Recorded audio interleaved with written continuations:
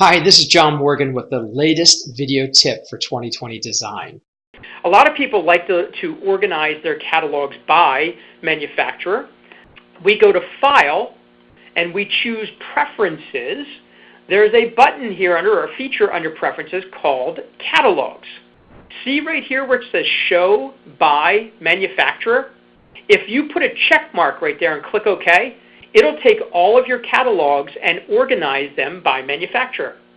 So if you sell manufacturer X cabinet brand, and they have a framed catalog, a frameless catalog, a value series, if you click Show by Manufacturer, it'll create a folder for manufacturer X.